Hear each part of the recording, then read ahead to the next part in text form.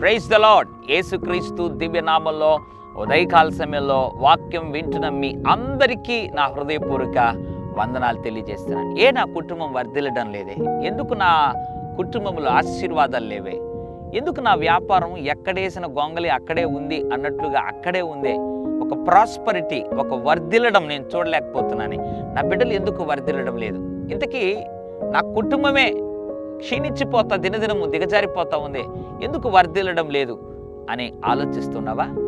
దేవుడి ఉదయకాల సమయంలో ఎవరు నిజంగా వర్ధిల్లుతారో దేవుడు జ్ఞాపకం చేసి, ఆ లక్షణం మనలో ఉంటే మనం కూడా వర్ధిల్లుతాం, మన ఇల్లు కూడా వర్ధిల్లుతుందని దేవుడు ఈ ఉదయకాల సమయంలో జ్ఞాపకం చేస్తున్నాడు.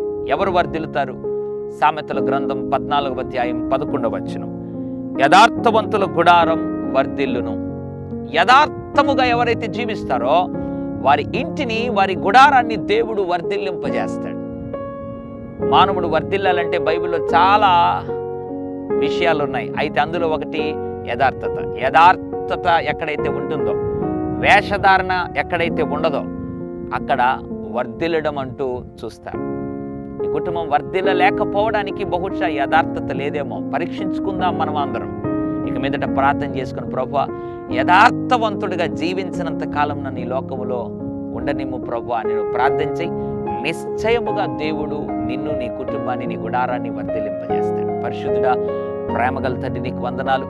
యథార్థవంతుల గుడారం వర్ధిల్లును అన్నట్టుగా ఎంతమంది అయితే ప్రభువా ఇంతవరకు యథార్థతగా ఆయన జీవించలేక వేషధారణతో జీవించారు, వారిని క్షమించండి.